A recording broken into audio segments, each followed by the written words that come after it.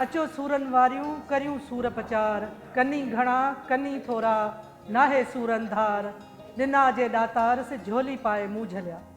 मुंहिंजो नालो डॉक्टर रेहाना मल्ला आहे। मां असिस्टेंट प्रोफेसर आहियां सिंध यूनिवर्सिटी जे सिंधी डिपार्टमेंट में। असां औरतुनि जे लाइ 8 मार्च छो अहम आहे।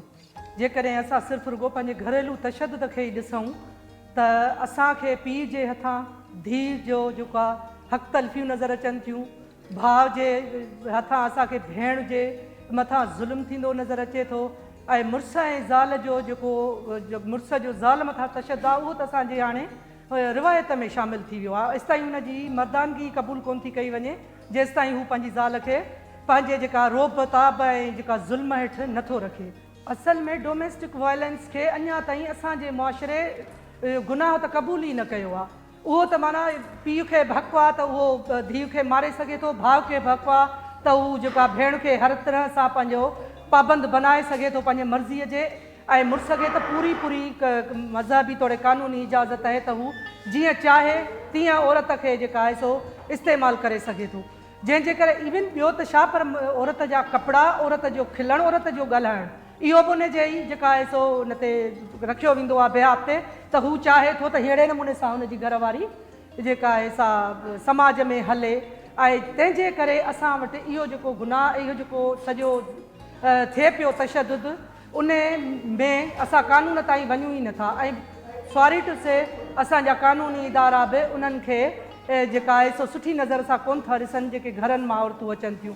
लास्ट वीक असां वटि हिकिड़ी औरत आई, मूं वटि ई आई बल्कि, ऐं हुन मूंखे चयो त मुंहिंजूं 3 न्याणियूं आहिनि, मूं पंहिंजे मुड़ुस जे ज़ुल्म करे उन खां खुला वरिती आहे, हाणे हू मुंहिंजे धीउनि ते तशद्दुद पियो करे ऐं सख़्तु त मूंखे तव्हां कीअं बि करे इंसाफ़ ॾियारियो। वुमेन एक्शन फोरम जी कन्वीनर अदी हसीन मुसरत पुलिस खे फ़ोन करे ऐं हिन जे केस खे परसू करण लाइ चयो। जॾहिं उहा औरत थाणे ते पहुती त कांस्टेबल उन्हनि खे तरह तरह जा मेणा ॾियणु लॻियूं ऐं उन्हनि खे चवणु लॻियूं त तूं कहिड़ी इज़त वारी आहीं जो तूं पंहिंजे मुड़ुस खां खुला वठी हली वई आहीं, अहिड़ो जो तोखे पंहिंजे न्याणियुनि जो ख़्यालु हो त तूं गुज़ारी आहे पंहिंजे मुड़ुस सां। त इहा जेका लाक़ानूनियत आहे, कानूनी इदारनि में बि जेके मनफ़ी सोच रखंदड़ माण्हू आहिनि, इन्हनि जे करे बि जेके असांजूं औरतूं आहिनि से त घणे भाङे तशद्दुद शिकार रहनि थियूं। ऐं हाणे त वरी इन्हनि जी जुदा जुदा सूरतूं तयारु थी वियूं आहिनि।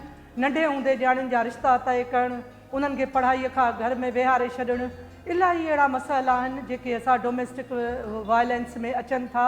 ऐं इलाही अनअवेयर हुअण जे करे औरतूं क़िस्मत ऐं तक़दीर सम्झी इन्हनि मसइलनि खे बर्दाश्त कनि थियूं। 8 मार्च ॾींहुं आहे औरतुनि जे लाइ जदोजहद ऐं जाखोड़ जो। 8 मार्च ॾींहुं आहे औरतुनि खे शऊर ॾियण जो। 8 मार्च ॾींहुं आहे औरतुनि खे पंहिंजे वजूद खे तस्लीम करण जो, त जीअं हू सभिनि खे ॿुधाइनि। असां जेके ॿियूं जेके औरतूं आहिनि जेके पंहिंजे हक़नि जे बारे में नथियूं ॼाणनि, असां उन्हनि खे ॿुधायूं ऐं हुननि खे असां इन ॾींहं जे लाइ ऐं अहिड़नि ॿियनि हज़ारनि ॾींहंनि जे लाइ तयारु कयूं जंहिंमें हुननि जी हैसियत घर में तोड़े ॿाहिरि बराबरि फ़र्द वारी हुजे।